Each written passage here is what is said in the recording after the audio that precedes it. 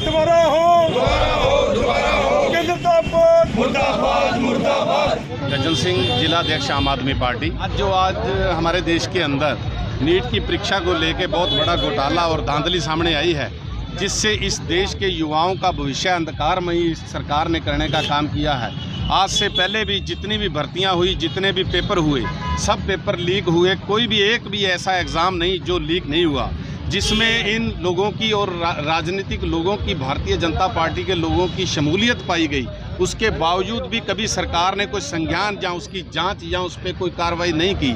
ऐसे ही आज नीट की परीक्षा के ऊपर आम आदमी पार्टी जिला स्तर पर पूरे प्रदेश के अंदर रोष प्रदर्शन कर रही है और सरकार को चेताने का काम कर रही है कि आज कैथल के अंदर आम आदमी पार्टी के द्वारा प्रदर्शन पेवा चौक पे किया जा रहा है। आज नीट की परीक्षा से 24 लाख बच्चों का भविष्य अंधकार में हुआ है। इस नीट की परीक्षा में जो धांधली हुई, उनके नाम भी उजागर हो गए, लेकिन भारतीय जनता पार्टी की सरकार आज केंद्र के अंदर है।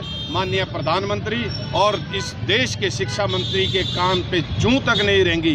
एक भी कोई बयान उन्होंने जारी नहीं किया, कहीं भी जांच की कोई बात नहीं कही।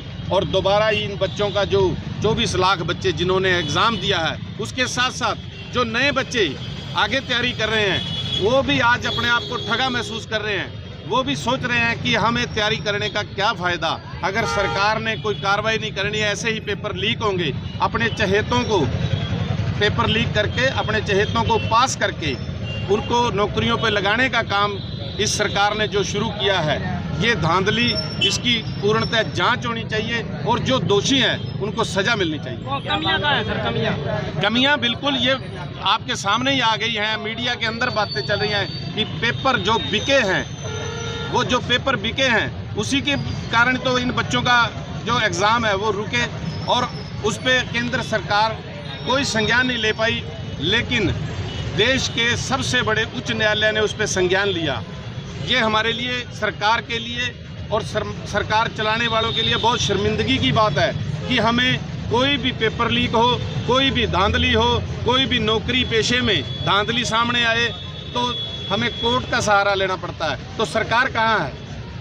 ये सवाल बनता है कि सरकार कहाँ है, सरकार की जिम्मेवारी क्या है? क्या हर काम के लिए हमें कोर्ट का दरवाज़ा खटखटाना पड़ेगा? माननीय सुप्रीम कोर्ट का हम धन्यवाद करते हैं कि जब भी ऐसी देश के अंदर कोई भी विपदा आई या कोई अन्याय हुआ या चाहे चुनाव में धांधली की, चुनाव में वोटों की चोरी की, तो हमें सुप्रीम कोर्ट तक जाना पड़ा। सुप्रीम कोर्ट का धन्यवाद कि आज इस देश के अंदर कानून का राज है, लेकिन इन राजनेताओं ने वो सब धज्जियाँ उड़ाई हैं जो वो उड़ा सकते हैं। इस तरह पेपर लीक होना, बच्चे आत्महत्या करते हैं, ओवरएज हो जाते हैं, किस तरह लाखों रोजगार देगा? आप देखिए कि जो बच्चे नीट की तैयारी करते हैं, जिनको डॉक्टर बनना है, ऑफिसर बनना है, वो बच्चे सारा ज़िंदगी 18-18 घंटे पढ़ाई करके सारी ज़िंदगी अपनी इसमें लगा देते हैं और उनके माँ बाप की पूरी कमाई इस परीक्षा में यहाँ तक बच्चों को पहुँचाने में लग जाती है।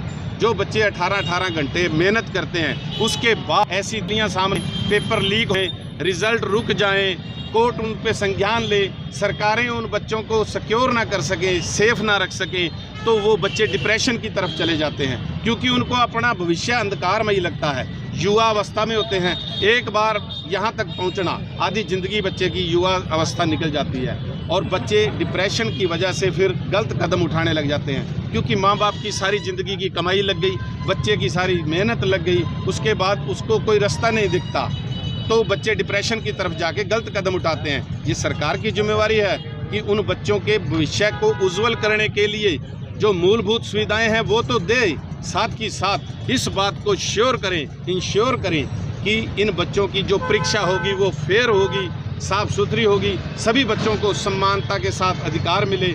अब जैसे पेपर लीक हुए, लाखों रुपए में ये पेपर बेचे गए, उसमें अमीर परिवारों के बच्चे तो पेपर वो खरीद कर या उस पेपर की नकल करके वो तो परीक्षा पास कर लेंगे। जो आम गरीब और सामान्य वर्ग का बच्चा है, वो आप बताइए कि कैसे आगे निकल पाएगा? ये तो अनजस्टिस है ना उसके लिए, बच्चे के लिए। मेहनत करने वाला बच्चा पीछे रह जाएगा, पैसे वाले का बच्चा आगे बढ़ जाएगा।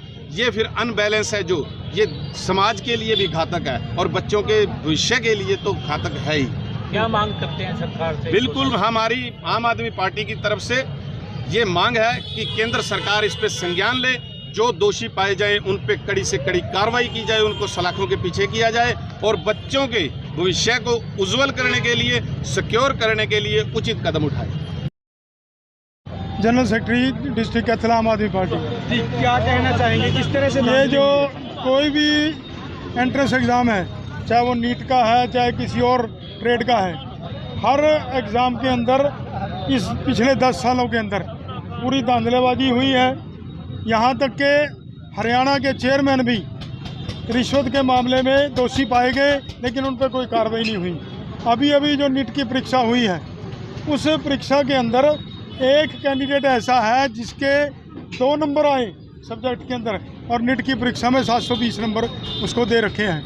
तो सरेआम ये दिखता है कि इस परीक्षा के अंदर धांधलेबाजी हुई है और जो क्वालिफाइड बच्चे हैं, जिनके पास योग्यता है, उन बच्चों को पीछे करके सिफारशी और पैसे के बल पर लोगों को नौकरियां बांटी जा रही हैं। और नौकरियां क्या दी जा रही हैं? एक पीएचडी को, एक अच्छे पढ़े लिखे व्यक्ति को क्लास 4 की नौकरी कौशल रोजगार के माध्यम से। तो इस प्रकार की सरकार की जो कार्रवाइयाँ हैं वो यूथ को दबाने की, यूथ का शोषण करने की कार्रवाई है। तो हमारी सरकार से यही मांग है कि उसकी योग्यता के अनुसार बच्चे को उसका रोजगार मिलना चाहिए और जितने भी परीक्षा है वो परीक्षा बिल्कुल निष्पक्ष और ईमानदारी से ली जानी चाहिए। यदि कोई इस प्रकार की धांधलेबाजी पाई जाती है तो तुरंत वो परीक्षा रद्द होनी चाहिए और दोबारा नए सिरे से परीक्षा होनी चाहिए। अब सरकार क्या चाह रही है कि जी जहाँ पकड़ा गया वहाँ दोबारा परीक्षा करा देंगे, ऐसी नहीं होनी चाहिए कि पूरे देश की जब एक जगह लीक हो गया पेपर तो वो मतलब सीक्रेसी रही नहीं। तो सरकार से हमारी मांग है आम आदमी पार्टी की कि इस पूरी परीक्षा को रद्द किया जाए, क्योंकि इसमें बहुत ही इम्पोर्टेंट मतलब पोस्टें हैं, मेडिकल की पोस्टें हैं, इंजीनियरिंग की पोस्टें हैं। तो ये आगे जाके देश का भविष्य है। अच्छे डॉक्टर यदि अच्छे नंबर वाले या क्वालिफाइड बच्चे बनेंगे तभी तो अच्छा स्वास्थ्य सुविधाएं दे पाएंगे।